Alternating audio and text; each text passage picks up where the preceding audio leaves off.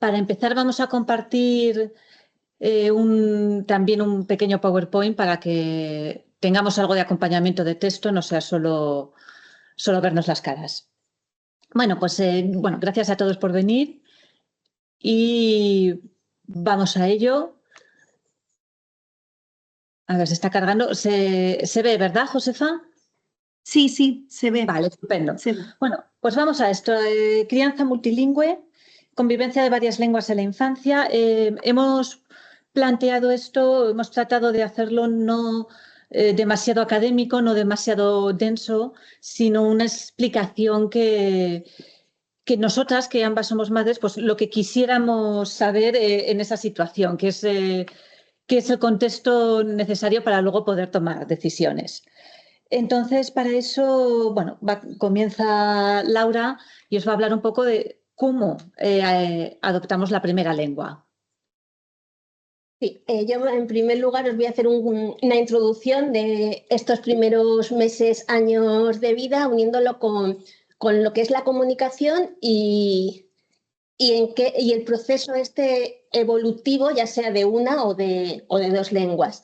Entonces, la comunicación, ¿qué es? Pues es un proceso complejo, natural del ser humano. No obstante, la adquisición de una lengua nativa desde nuestro nacimiento parece que es sencilla y todos logramos comunicarnos, pero aparentemente sin ningún esfuerzo. Todo hablante ha de poseer una competencia comunicativa, ¿no? Todo hablante, apoderándome de las palabras de James, debe saber cuándo hablar, cuándo no, de qué hablar, con quién, cuándo, dónde y en qué forma. No se debe dominar solo la gramática y el vocabulario de una lengua, sino que también se ha de saber usar esa lengua, conocer qué es socialmente adecuado en cada situación comunicativa. Desde que nacemos iniciamos esa carrera lingüística, ¿no? Cuya meta más o menos la encontramos a los 6 años. Sin embargo, es un proceso que nunca termina, teniendo en cuenta que la lengua es un organismo vivo que cambia constantemente. Nosotros siempre estamos aprendiendo nuevas palabras, ya sea porque se introducen nuevos conceptos, como pueden ser los vinculados a las nuevas tecnologías, o por alguna moda. Además, antes de poder hablar, el niño ha de preparar su cuerpo. Tiene que alcanzar cualidades físicas y cognitivas necesarias para emitir los enunciados con sentido. La capacidad de hablar se desarrolla de forma paralela a nuestro desarrollo neurológico, ¿no? El control de la actividad perceptivo-motora, también al desarrollo auditivo, al cognitivo, el pensamiento consciente y no consciente, y al desarrollo sobre todo socioafectivo.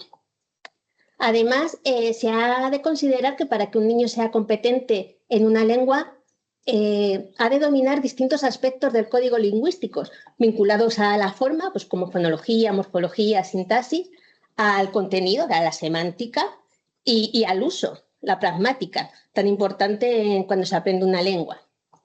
El niño necesita tiempos diferentes para desarrollar cada uno de estos aspectos. No se adquieren todos a la vez. Necesitamos ir madurando cada sistema que interviene en la producción del lenguaje. En este sentido, podemos diferenciar dos etapas, la prelingüística y la lingüística. A ver, sí. Vale. La etapa prelingüística se desarrolla más o menos durante el primer año de edad, como podéis ver aquí en la diapositiva. Aquí en esta fase el bebé desarrolla los prerequisitos sociales y cognitivos para la adquisición del lenguaje. El bebé empieza a usar diferentes comportamientos, ya sea gestuales y vocales, para comunicarse con los adultos. Estos comportamientos son señales comunicativas que nosotros siempre le atribuimos una intención comunicativa. También en esta etapa, desde que el niño nace, percibe el habla de su entorno. Es muy importante hablar con los niños. Y empieza a distinguir el ritmo, la entonación, la melodía del lenguaje. Pero desde mi punto de vista, ahí también como mamá, es bueno hablarles a los niños como si fuesen adultos. No hay que adaptar ni la voz, ni el vocabulario, para que ellos capten cómo se habla en tu casa, en tu entorno, en tu sociedad. Bueno, en esta etapa prelingüística podemos diferenciar 4 fases, como veis aquí en la diapositiva. La primera más o menos hasta los 3 meses, el bebé se comunica para satisfacer sus necesidades fisiológicas. Grita, llora e incluso hace algún gesto. Entonces, cuando llora, grita, el padre reacciona de una forma determinada. Aquí ya estamos enseñando al bebé algunos actos que tienen consecuencias y recompensas.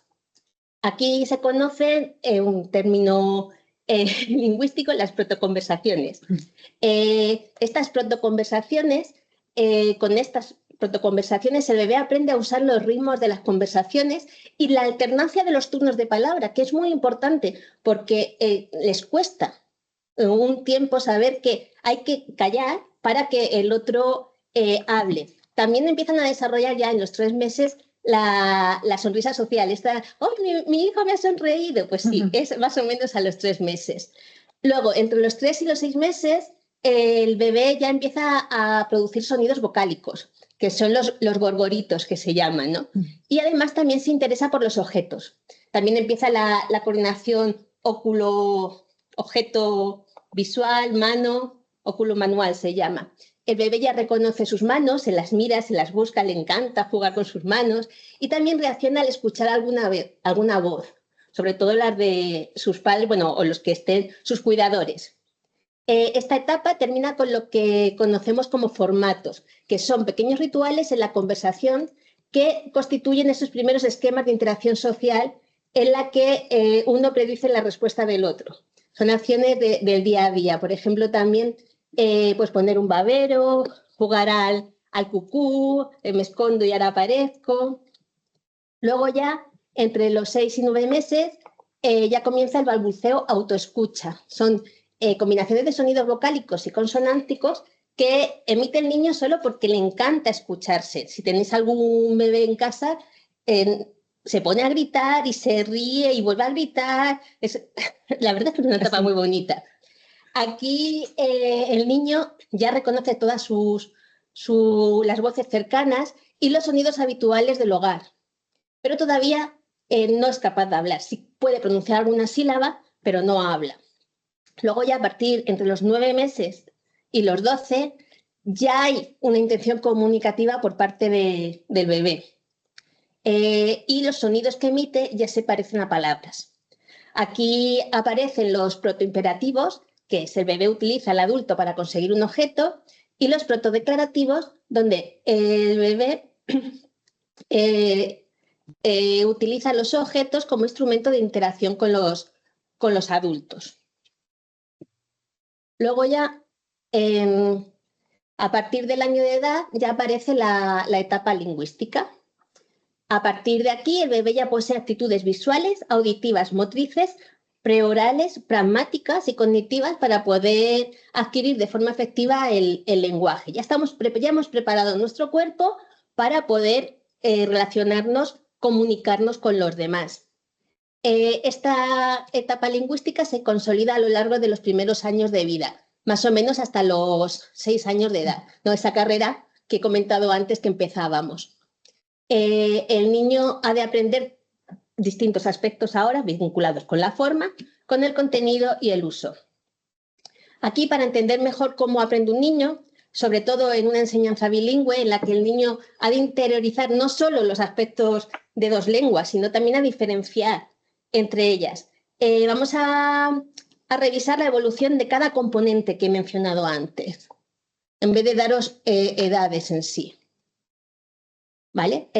Primero, el desarrollo fonológico. Como podéis ver en la diapositiva, el desarrollo fonológico es el primero que se desarrolla. Ya desde la etapa prelingüística, pues empieza más o menos cuando tiene 3 meses el bebé, que cuando el bebé ya hace esos ruidos guturales, ¿no?, que hemos comentado antes. El desarrollo fonológico de los menores hace referencia al proceso de adquisición y dominio de sonidos del lenguaje. Entonces, desde el momento que el niño grita, llora, le gusta escucharse, todo eso ya está desarrollando el sistema fonológico, la fonología. Si os fijáis en la diapositiva, tiene una evolución progresiva, porque realmente hay algunos sonidos que son más fáciles de pronunciar, como puede ser la P, la B, la T, la M. las vocales. Entonces, estos sonidos el niño los adquiere primero.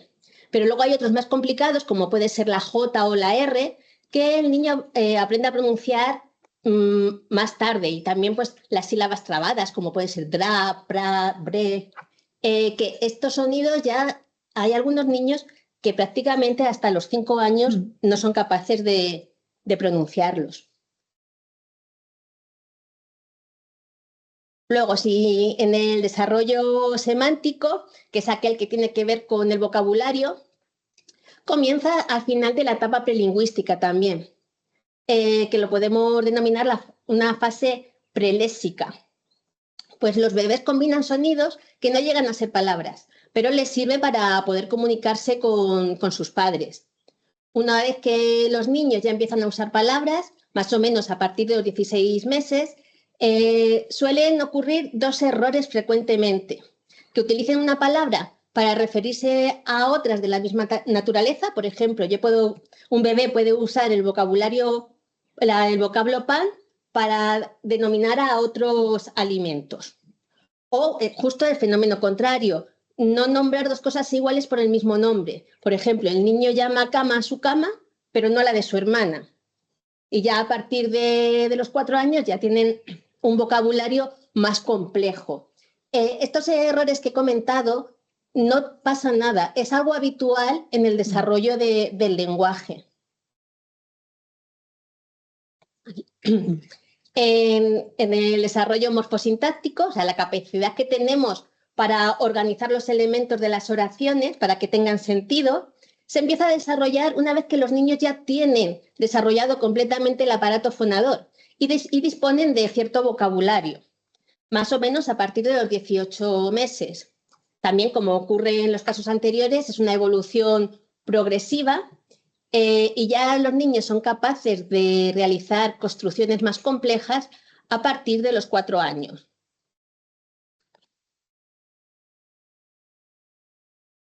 Por último, nos centramos en el desarrollo pragmático. No sé si lo he comentado antes, la pragmática está relacionada con el uso de los elementos del lenguaje en determinados contextos. O sea, es la lengua en uso.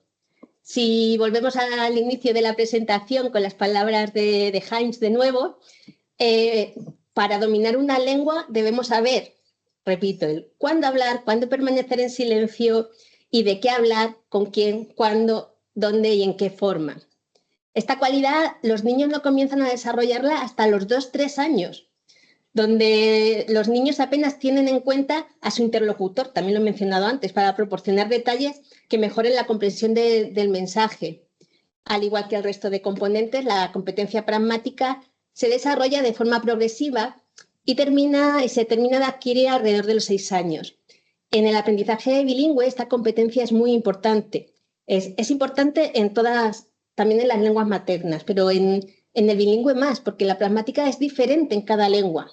De hecho, hay algunas lenguas en las que la pragmática es totalmente opuesta. Por ejemplo, un caso muy característico en España para decir sí, subimos y bajamos la cabeza, pero en países como Bulgaria este gesto significa no. Entonces es muy importante conocer aspectos sociales, culturales, pragmáticos de cada una de las lenguas.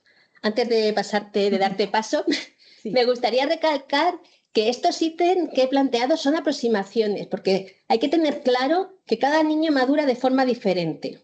Entre un niño y otro niño puede haber hasta unos 6 meses de diferencia en su desarrollo sin que sea alarmante. Vale, Alicia. Vale, gracias, Laura. Bueno, entonces, habiendo hecho este repaso de cómo adquirimos la primera lengua, ahora la clave es, bueno, ¿y qué hago con una segunda lengua? Y aquí el problema es que hay multitud de métodos. Por eso lo he querido ilustrar con la caja de lápices de colores, porque hay una variedad enorme y yo creo que es abrumador para los padres saber, bueno, pero ¿cuál es el correcto? De todo esto que me ofrecen, de todo esto que me hablan, ¿qué es lo que yo tengo que elegir? ¿Qué es lo bueno? Como digo, hay muchos, yo los he resumido aquí en 4 familias y solo os voy a describir un poco en qué consiste cada familia, pero no quiero entrar demasiado en detalle. En primer lugar, los métodos tradicionales, que sobre todo abarcan el de gramática, traducción, que si alguno de vosotros estudió latín en bachillerato en España, pues al 90% o incluso me atrevo a decir al 100%, utilizasteis este método, en el que lo que se valora en primer lugar es las destrezas escritas, la lectura y las normas gramaticales, antes que la lengua. Que esto al principio puede no entenderse porque dices, bueno, la gramática es la lengua, pero se refiere a que aquí primero te explican, bueno, el sujeto se forma de esta manera y esto es un predicado y el verbo se conjuga así y aprendes toda la estructura de la lengua, pero no tanto la lengua en sí en uso, activada en distintos contextos. Y del mismo modo se valora mucho más lo escrito por encima de lo oral. Entonces se suele trabajar traduciendo textos y textos literarios, porque se considera que son mejores, más ricos, más correctos. Entonces, si alguno estudiasteis latín y tuvisteis la experiencia, como yo, de traducir la Guerra de las Galias, pues este es el método.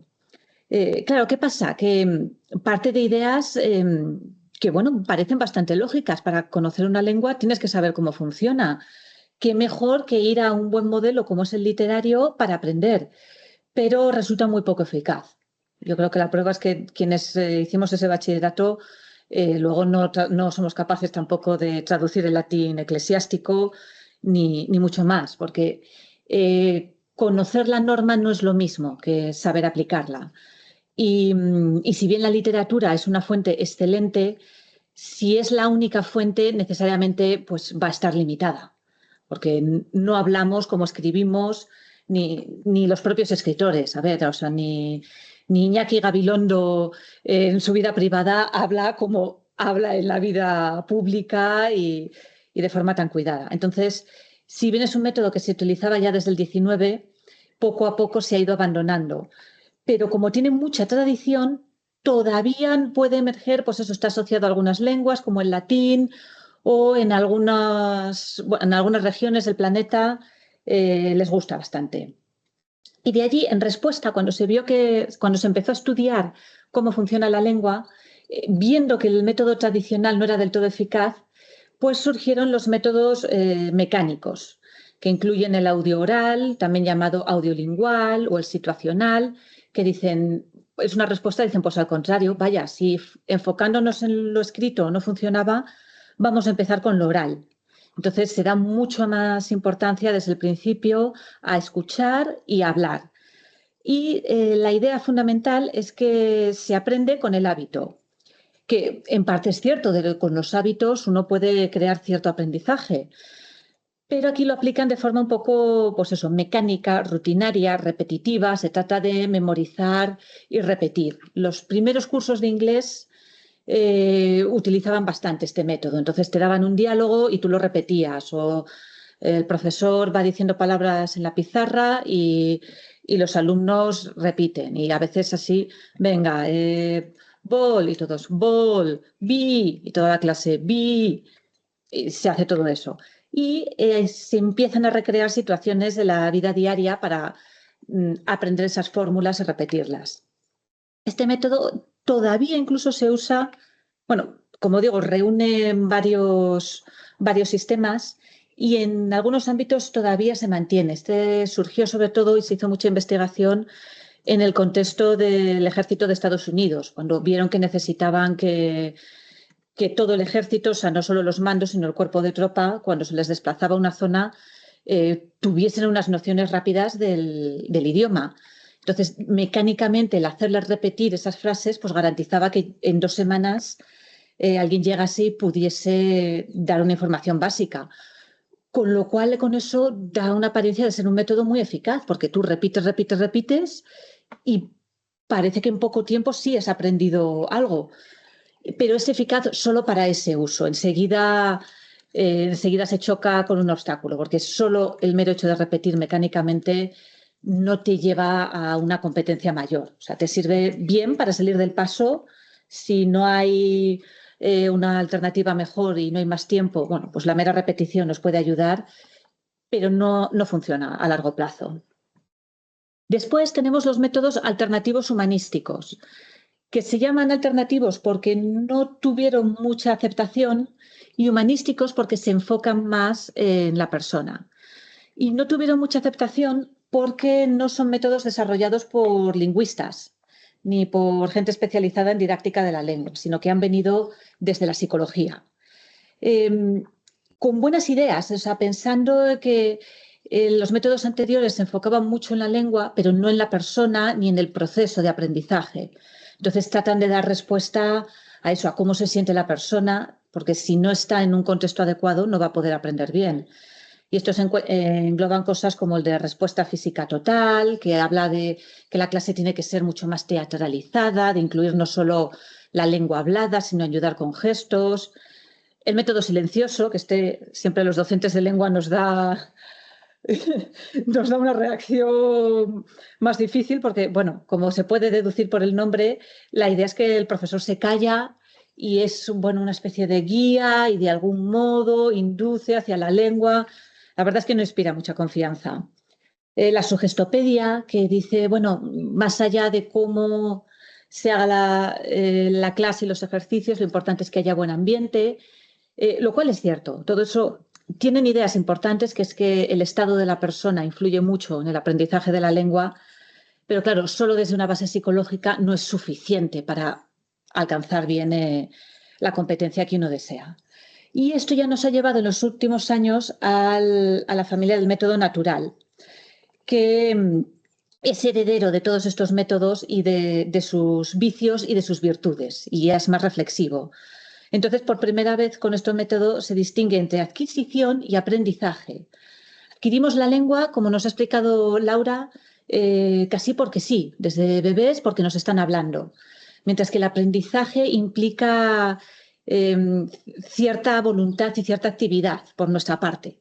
Entonces, distinguen entre aquello que aprendemos casi por ciencia infusa o por ósmosis frente a cuando hacemos un esfuerzo de aprendizaje. Y por fijarse también un poco más, tanto en la lengua como en la psicología, avanza otras ideas como la hipótesis del monitor, que brevemente se refiere a que alguien puede tener, si tienes muy integradas las normas, tú mismo ejerces tal control que no llegas a hablar por el miedo a equivocarte, porque tienes ese monitor en la cabeza que te dice, lo vas a hacer mal, y entonces ya no produces. La hipótesis del orden natural,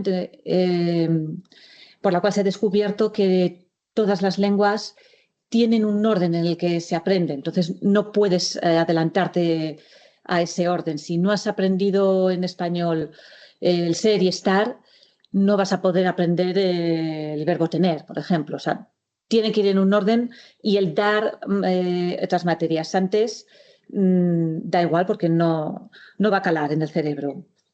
También la idea del filtro afectivo, el que cómo sea tu relación con la lengua, pues va a influir mucho en tu aprendizaje, y del input comprensible, el que la información input se refiere a aquello que recibimos. Entonces, aquello que recibas en la lengua tiene que ser rico, tiene que ser de calidad y tiene que ser comprensible.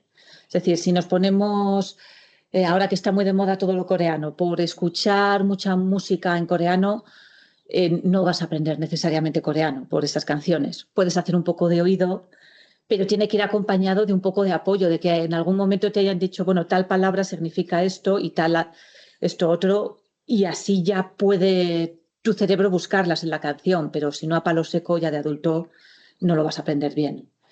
Y a raíz de este método natural, que ya implica ideas más eficaces, todo esto nos conduce al método comunicativo, que os va a explicar Laura. Aquí siquiera quisiera hacer la introducción de que, bueno, os he contado todos estos métodos porque todavía a veces se usan, en ciertos contextos pueden ser útiles, pero la verdad es que nosotras de forma interna decimos, bueno, están todos esos métodos y el bueno, porque realmente el comunicativo es el que bien aplicado es muy, muy eficaz.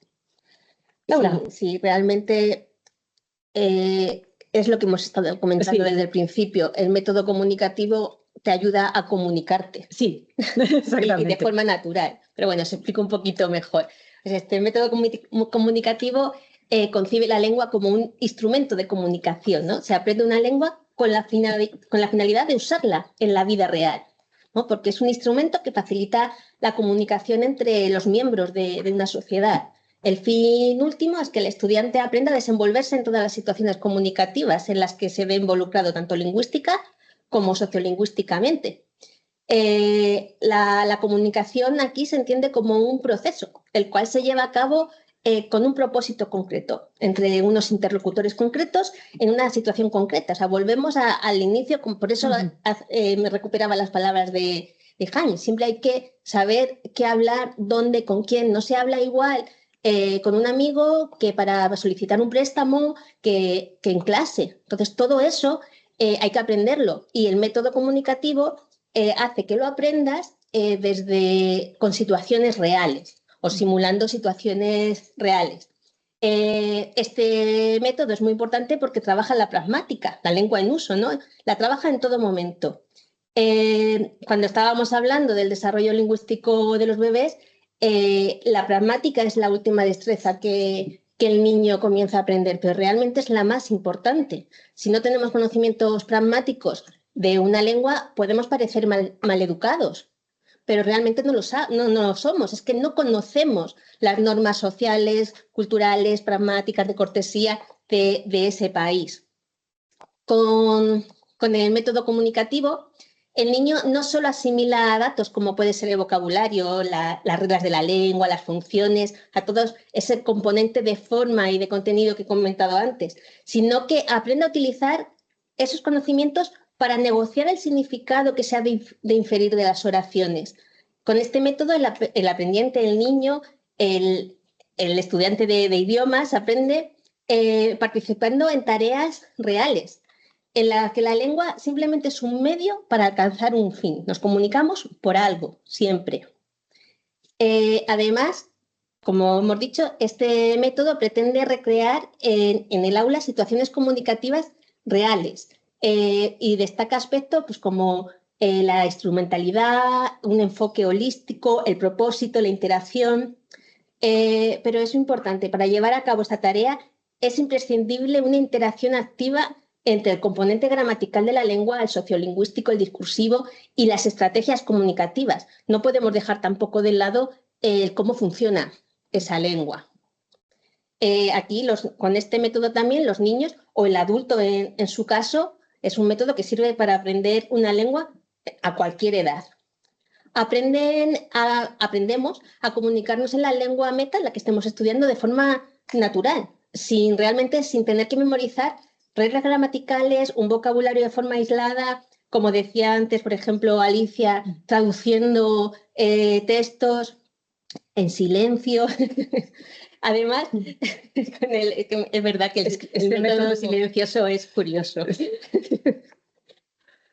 Además, aquí el método comunicativo también fomenta la confianza y la autoestima de los niños, ¿no? Porque les permite expresarse en la lengua meta sin miedo a cometer errores, ¿no? También ese lazo afectivo que hemos dicho con la lengua, si queremos aprender, si no queremos aprender.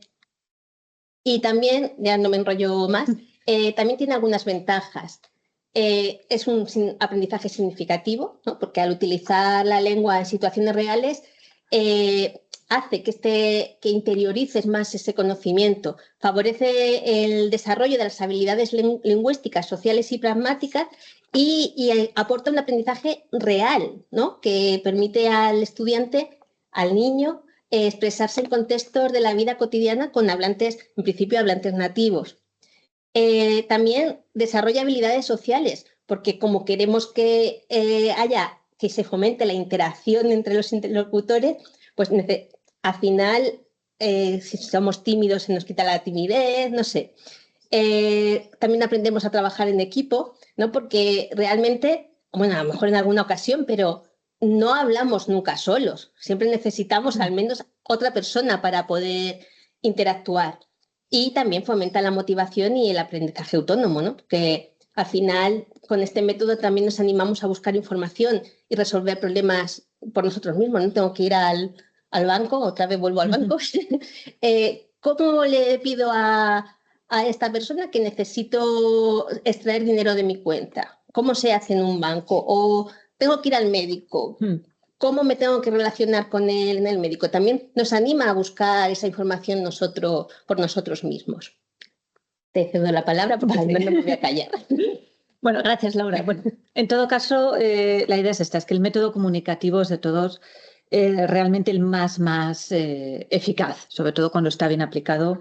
Por eso, porque une la idea de la lengua en uso y la lengua como sistema. Entonces, tenemos todo. Pero claro, sabiendo todo esto, decimos, bueno, pero yo para el día a día, ¿qué es lo que puedo hacer? Porque a veces no tenemos control sobre qué método se va a utilizar en clase, cómo lo están aprendiendo nuestros hijos, pero ¿qué es lo que puedo yo hacer en casa? Entonces, bueno, voy a hablar un poco de los elementos más prácticos, de beneficios de estar en un contexto multilingüe, de desafíos, no quiero decir inconvenientes, pero sí, bueno, algunos obstáculos a los que hay que enfrentarse y luego algunas ideas prácticas para qué hacer en casa. Entonces, beneficios. Se ha hablado a veces, siempre viene alguien a plantearnos dudas sobre si estar en un contexto multilingüe, si es bueno, si es que a lo mejor confunde a los niños, que a veces luego no saben algunas cosas. Bueno, alarmistas puede haber muchos, pero lo cierto es que es bueno, tiene muchísimos beneficios. En primer lugar, el más evidente, el que hablar una segunda lengua, sobre todo si es una lengua de prestigio, es útil. Es, pues mira, una asignatura que te quitas y una línea más que vas a poder añadir al currículum de adulto. Pero más allá de eso, porque alguno puede decir, bueno, pero es que esta lengua que estoy utilizando no es de prestigio, es un dialecto que hablan 4 personas, no lo voy a poder colocar mucho, no me va a servir.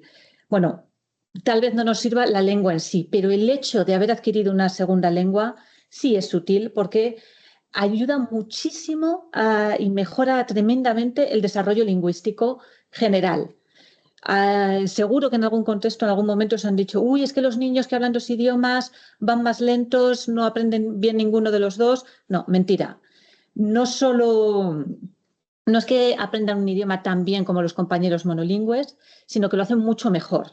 Lo que pasa es que tenemos que ser pacientes porque esa mejoría la vamos a ver a partir de los 10, 12 años, pero va a estar allí presente. Entre otras cosas porque el hecho de manejar 2 lenguas supone que las estás comparando constantemente en el cerebro y por tanto tienes más conciencia de cómo funciona la lengua en sí. A mí nos decía un profesor en clase de pequeños, dice, es que algunos pensáis que porque no habláis inglés sabéis hablar castellano.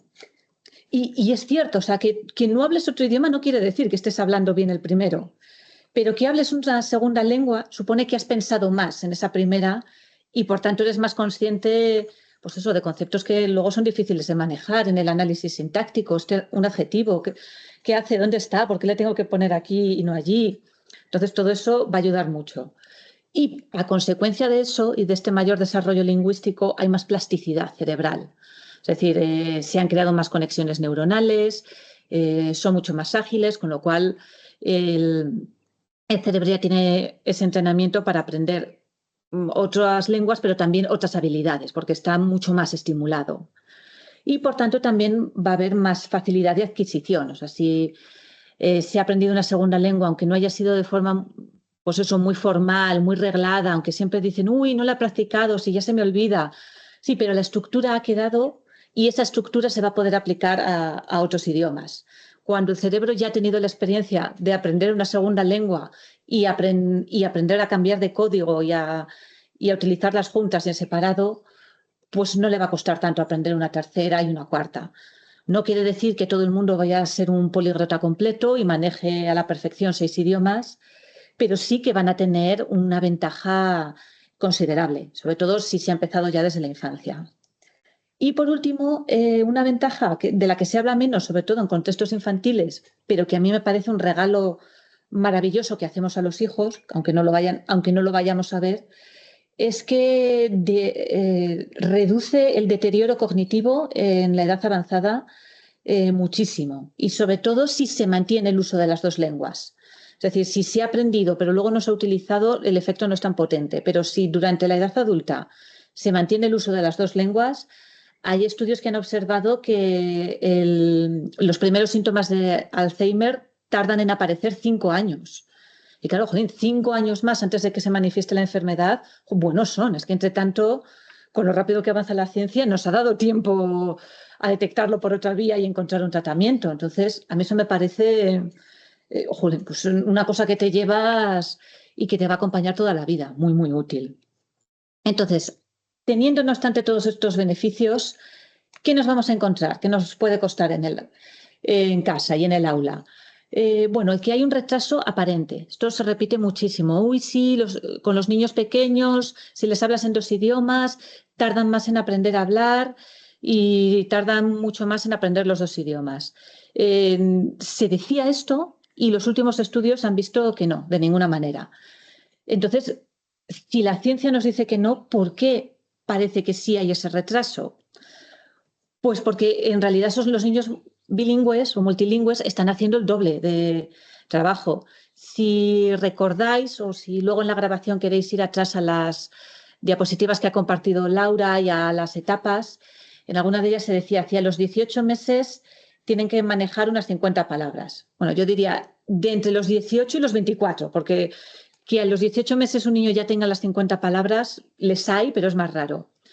Entonces, claro, se contaba esas 50 palabras y en un niño monolingüe, un niño solo en español, pues sí, a los 2 años tiene sus 50.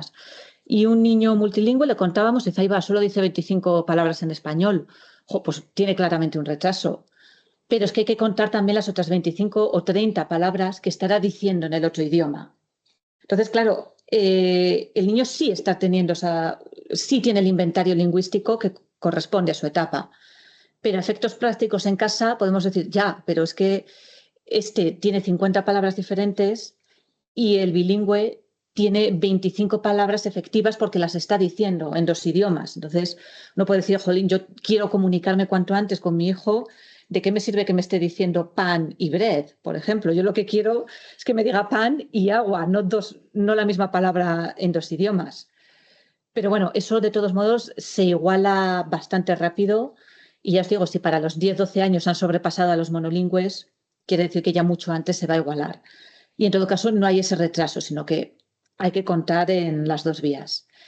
En cambio, lo que sí que se puede presentar es que haya un desequilibrio práctico, un desequilibrio en las destrezas, es decir, y en los campos semánticos. Es decir, pasa mucho que adquieren una lengua que es con la que se está hablando en casa, pero están escolarizados en una lengua diferente. Entonces, ¿cómo se van a sentir más cómodos a la hora de escribir? Pues probablemente prefieran leer y escribir en la lengua que están escolarizados, que es donde están recibiendo esa formación para la lectura. Si en casa solo les hablamos, si por ejemplo les hablamos en español pero van a un colegio en inglés, ¿cómo van a aprender español? ¿Cómo van a aprender a leer y escribir en español? Eso no se lo estamos dando, ahí se produce ese desequilibrio. Y muchas veces, y esto ocurre tanto en infancia como en la vida adulta, hay un desequilibrio de campos semánticos. Hay experiencias que solo las tenemos en un idioma. Si estoy viviendo en el extranjero y al médico voy y me atiende en inglés, o al dentista, luego a ver cómo pienso, me ha dicho que tengo una cavity, pues tengo que pensar, bueno, esa cavity son caries. Solo si he tenido la experiencia en los 2 idiomas la puedo saber. Esto pasa mucho y pasa todo. Quiero decir, a mí también, yo me considero bilingüe de español e inglés, pero como tenga que llevar el coche al taller en inglés, pues me pillan. No sé cómo se dice bujía en inglés. No tengo muy claro lo que es una bujía en español de entrada, entonces seguro que me van a pillar en esa otra lengua. Y ese campo, pues como en muchos otros, aquello que no estamos teniendo sucede. Y luego a veces se produce un fenómeno lingüístico muy curioso que son las interferencias.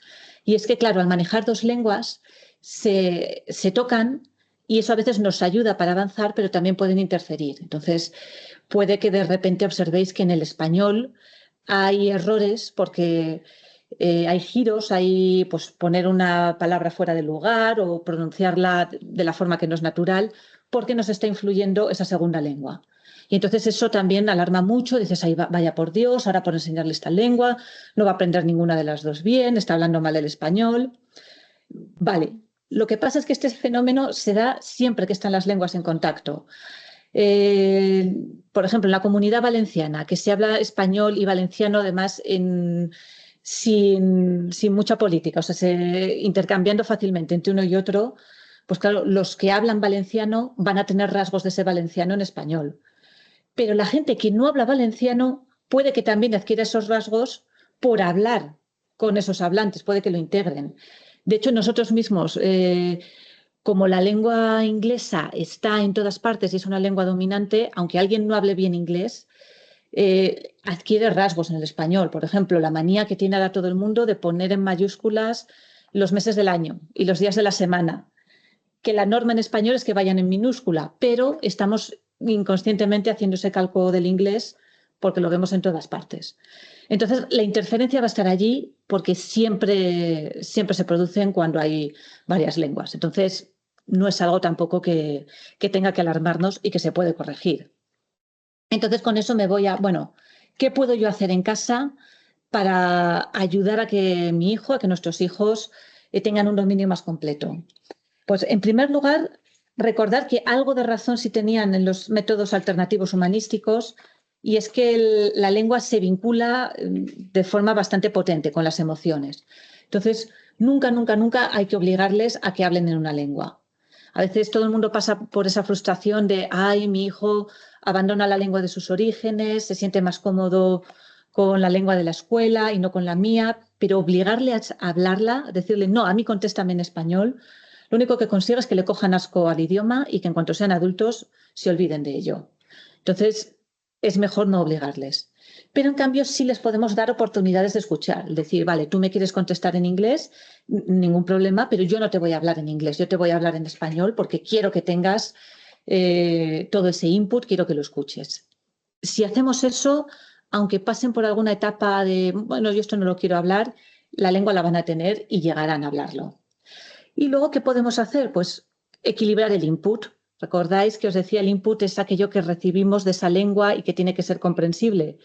Bueno, pues hay que equilibrar. Si les hemos llevado al dentista y nos hablaban inglés, en el camino de vuelta a casa, pues está bien comentar lo mismo que nos han dicho, pero en español, para que ya tengan la palabra cavity y la palabra caries.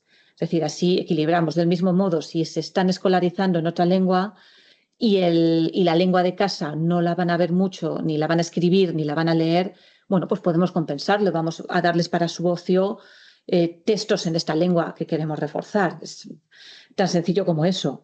Y luego hay que utilizar el método que nos funcione. O sea, yo creo que esto ayuda, quizás además que venga el mensaje desde la universidad, porque no hay una respuesta perfecta y cada familia y cada contexto cambia mucho. Entonces, lo que nos funciona para nuestro contexto, eso es lo bueno. Sobre todo lo digo porque muchas veces nos preguntan, bueno, y en casa, en contextos multilingües, ¿qué hacemos? Y se recomienda mucho el llamado OPOL, por las siglas en inglés, One Parent, One Language, en el que si en la familia cada uno habla un idioma, bueno, pues la madre habla estrictamente en un idioma, el padre habla estrictamente en otro y el hijo aprende ambos. Vale, esto funciona, pero funciona sobre todo porque es cómodo para los padres hacer esa división de repartirse cada uno una lengua. Pero no tiene por qué ser así, puede dividirse también por actividades. Mira, cuando vayamos a música y a karate, como tus profesores te hablan en ese idioma, pues lo hacemos todo en ese contexto y tú les contestas en ese idioma. Pero hay gente que lo hace por división de días, de mira, esta semana en casa vamos a hablar de este idioma y el domingo hacemos una celebración, cambiamos un poco la decoración para tener un recordatorio más visual y a partir de ese día hablamos otro. A mí me parece complicado, pero hay gente a la que también le funciona. Entonces, no pasa nada, no pasa nada porque de puertas adentro de casa hablemos un idioma y en el momento que traspasamos el umbral hablemos en el otro y que sea el idioma de la vida pública. Lo que nos funcione para nuestro contexto, eso va a ser lo correcto, porque es lo que nos permite ser consistentes, que es lo que realmente es eficaz. Si empezamos un método pero no nos funciona y lo abandonamos y al final no hacemos nada, pues eso es lo que sí que nos va a causar más problemas. Pero bueno, como veis, en realidad con unas pequeñas pautas en casa y sobre todo trabajando por equilibrar el input, se puede hacer muchísimo para completarlo. Y con eso no tengo mucho más. Hemos preparado, bueno, sobre todo Laura, que pensó que os podía ser útil también añadir estos enlaces de algunos recursos más en la web pues para contestar otras preguntas que puedan ir surgiendo, para algunas pautas más. Y sí, son páginas de blog, no es literatura científica, porque también hemos pensado que era más fácil y más asequible que empezar a leer literatura, pero aún así Si queréis alguna referencia más académica, también os podéis poner en contacto con nosotras y os las facilitamos sin ningún problema. Sí, pensamos que, claro, nosotras, nuestra tendencia natural es ofrecer, mira, pues este artículo y este capítulo del libro y tal, pero puede ser muy denso y esto, bueno, lo hemos visto, lo hemos validado, es información útil, bueno, pues eso, pero un poquito más amable. Entonces, dicho eso, voy a dejar de compartir la presentación, ya nos volvéis a ver. Muchísimas gracias, Alicia y Laura, por la presentación, ha sido súper interesante. Muy instructiva, muchísimas gracias. Ahora pasaremos, por cierto, ¿me puedes compartir las diapositivas para yo compartirlas con todos los participantes, ya que tengo sus email? ¿Qué os parece? Sí, sin problema. Ahora al terminar te lo mandamos. Vale, pues enviaré un correo a todos los que se inscribieron con las diapositivas y además volver a recordar que el webinar está siendo grabado y se subirá a nuestro canal de YouTube. Y nada, pasemos a las preguntas. Si alguien tiene alguna pregunta, algo que no haya quedado claro o que aproveche ahora que están ellas dos delante, la verdad que muy interesante. A ver, vamos a esperar un minuto o dos a ver si alguien se anima.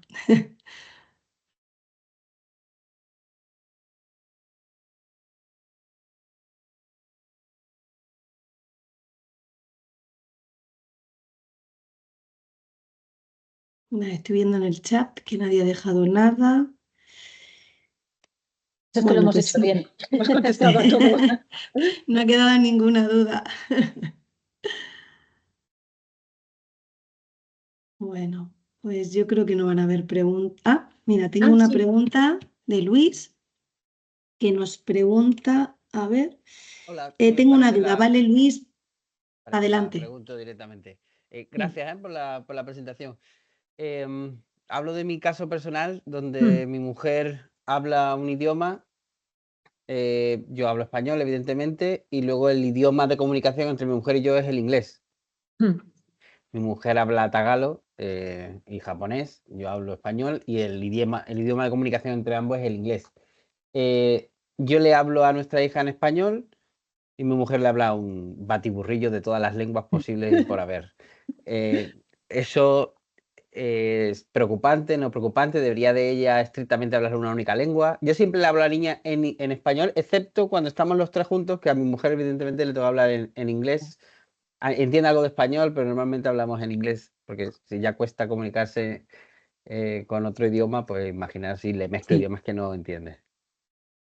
No es problema alguno. Como es desde la infancia, pues adquirirá mejor el español porque va a tener más input durante más tiempo. Al oíros hablar a vosotros también tendrá inglés. Y si con su madre está hablando en dos idiomas, va a tardar un poquito más en avanzar con los dos, porque no está recibiendo tanta información de todos ellos. Pero no habrá problema. Y de hecho, cuando tenga cierta edad, probablemente haga una cosa muy curiosa, que es que hablando cambie automáticamente el idioma según quienes estéis en la habitación. O sea, que esté hablando contigo en español, pero si entra la madre en la habitación, cambia el inglés, porque sabe que eso es lo que hace y es lo que os funciona. Entonces, no, sin problema. Lo único que, claro, al haber tantos idiomas, quizás queráis completar algunos, el tagalo, además que no hay demasiados materiales, pues sí que es bueno si se le pueden dar también libros, etcétera, porque para otros idiomas, para español, inglés, cuando son lenguas dominantes, es muy fácil encontrar literatura o que vea unos dibujos en ese idioma o podcast, tal. Entonces, yo impulsaría un poquito más el tagalo. O si has mencionado japonés, japonés es una de las lenguas más difíciles de adquirir. La verdad es que tiene un sistema de escritura muy complicado, entonces todo lo que se pueda llevar de niño que no se sufre, pues mejor, mucho mejor. Sí, ahora tendrá muchas interferencias, sí, pero son normales y son habituales, entonces no os preocupéis. Al final el inglés y el español los desarrollará muy bien y los otros depende del empujón que le sigáis dando. Pero sí, sin problema. O sea, quizás es también, por eso incluíamos la explicación al principio, de que los niños monolingües tardan 6 años en aprender a hablar medianamente bien. Entonces, no olvidemos eso cuando luego detectamos enseguida errores en los bilingües. ¡Ay, tiene interferencias! Sí, hombre, y su primo que solo habla un idioma tampoco sabe hacer la letra R. Entonces... Pero nos pasa a nosotros mismos. Cuando estamos aprendiendo un idioma, si ahora de adultos aprendemos un idioma, aunque, bueno, como ha dicho Alicia, que es bilingüe, puede estar hablando en inglés y de repente que le salga una palabra en español, no pasa nada. No es ningún problema. Incluso ella se da cuenta de, uy, se me ha escapado esto. Sí, o te encuentras, a mí me pasa mucho con botánica, que me gusta. Entonces sé un montón de nombres de flores y plantas en español y luego cuando lo intento decir en inglés tengo la duda de, uy, esto se llamaba así, lo estoy traduciendo y luego la mitad de las veces si begonia era begonia igual en los dos idiomas, pero pasa y ya está, es parte del estado del bilingüe. Vale, muchas gracias. Muchas gracias, Luis, por la pregunta. No sé si hay alguna pregunta más. ¿Alguien más quiere intervenir? Yo creo que ya hemos llegado. Ah, sí, una adicional. Andrea. Por favor, Andrea, activa el micrófono y puedes hablar. Sí, hola, buenos días. Buenos Muchísimas días. gracias por la información, ha sido bastante útil. Yo tengo también una duda. En mi caso, yo estoy casada con un inglés. Mi bebé va a la guardería un par de veces a la semana y habla en inglés, y en general está conmigo y yo le hablo en español. Trato de fomentar mucho el español en casa, hacemos todas las actividades manuales, etcétera, en español. Sin embargo, por ejemplo, tengo que ir a un playdate y tengo que hablar en inglés principalmente para él, sobre todo porque quiero promover sus habilidades sociales y necesito que tanto lo que le estoy comunicando a él como a los otros niños lo entiendan, para que entiendan el mensaje que estoy tratando de transmitir. Entonces, en general, él está acostumbrado solo conmigo español, pero en realidad su mundo se gira en torno al inglés. Hasta ahora ha funcionado, sin embargo, he notado, esta es nuestra segunda visita aquí a España.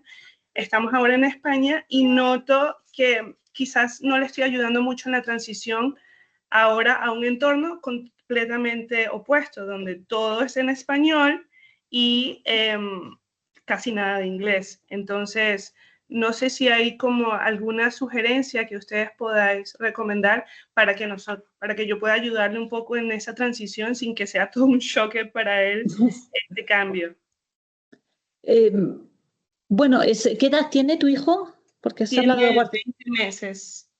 20 meses, eso no es nada.